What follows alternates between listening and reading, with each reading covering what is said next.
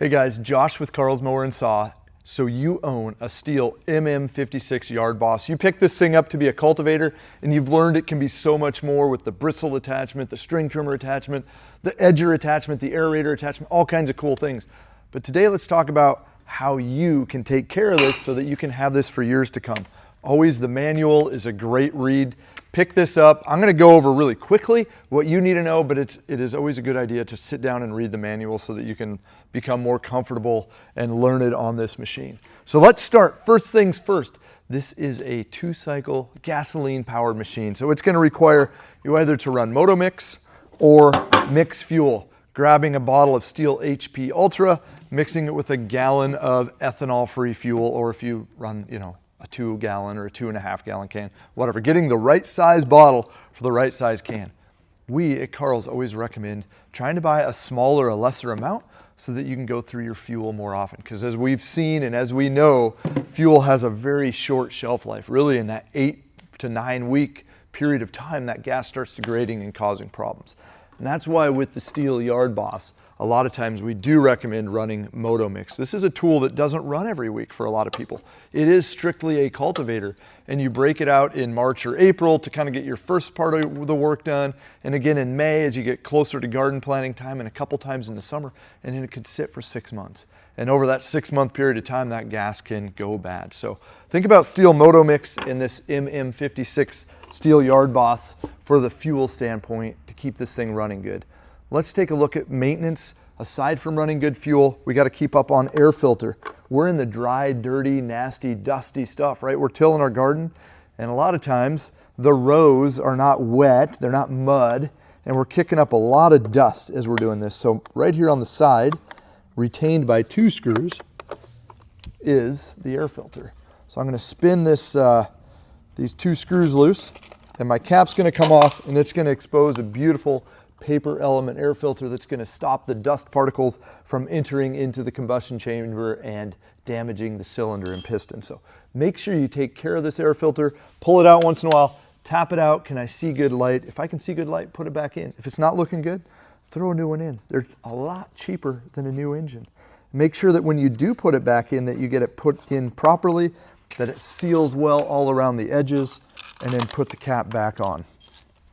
Okay, so we know about the air filter, running good fuel. Spark plug, hiding right here, not hiding, very visible right here on the top. I can take this boot off. I normally will take my scrinch and I'll put it underneath, kind of boom, boom, boom, pry up, and the rubber boot is off. And I can take the small side of my scrinch and I can loosen that spark plug. I'd replace this every couple of years, right? It's cheap, it's easy. How often does it need to be replaced? There's probably an hour, but you don't have an hour meter on this, so just throw one in once in a while.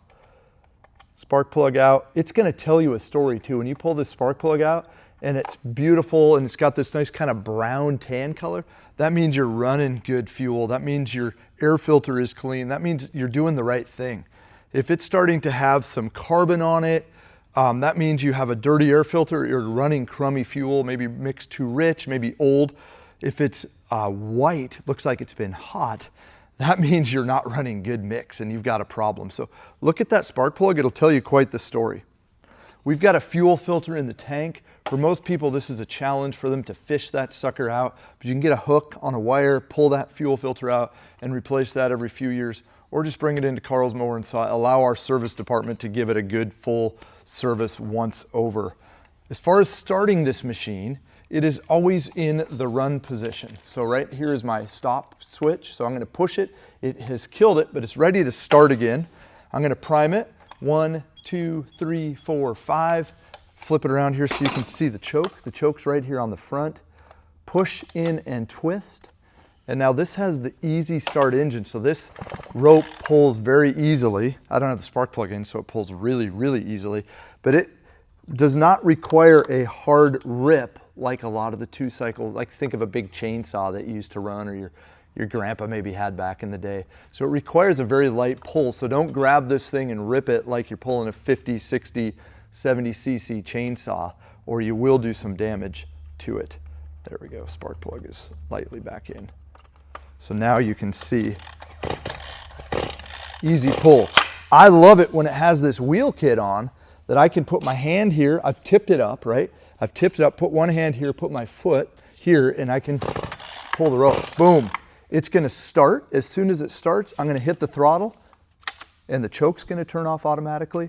I can drop it back down in and let it warm up, probably wheeling it out to the garden as I go.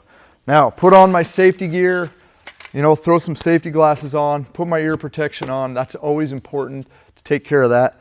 Usually we found that these wheels, unless you're just trying to do, say, a 1-inch or 2-inch kind of light cultivation in your garden, you're gonna wanna pull those wheels up. So I'm gonna loosen this wing knob, slide that up, and the wheels will pop up and out of the way. And that allows me to get a lot deeper. And as you know, if you've used one of these, they work best by pulling backwards, right? So if I'm just trying to do a light cultivation, I'm gonna go forward and I'm gonna, you know, 1 inch deep, just kind of turn over the very top surface. But if I wanna get deeper and really dig down, I'm gonna go to the end of the row and I'm gonna pull backwards. These tines, the way they are designed, will grab in and really churn stuff under and dig deep. So that's how you move that up. This is also able to be folded for transportation or storage. I can loosen this wing knob here on the top and a little bit looser. Bam. Look how tight and small that gets. This can fit in the back of your smart car and you can take it home. That's cool. On the tine side, it's not a bad idea once in a while to pull these tines off. I've got a pin here, right? Pull that pin, pull these tines off all the way, clean out any debris, say tall weeds that have maybe built up on the side here, inside. Pull the long grass out, put some anti-seize, some never seize on these shafts and put it back together. And it's a D-shaped shaft, so you're gonna find it's only gonna slide back together in one place. There is an orientation to these tines, right? So you see that large cup on this one on the side? That has to go in and that protects the bearing housing area from dirt, debris, and all that stuff. So there we go, the outer tine is on, pop my clip back in, and good to go. The STIHL MM56 Yard Boss. There's two more things I want to talk about that you need to know to take care of it. The first one we'll talk about is the throttle cable. Over time, this throttle cable is going to stretch. It's a long cable. You see how long that is?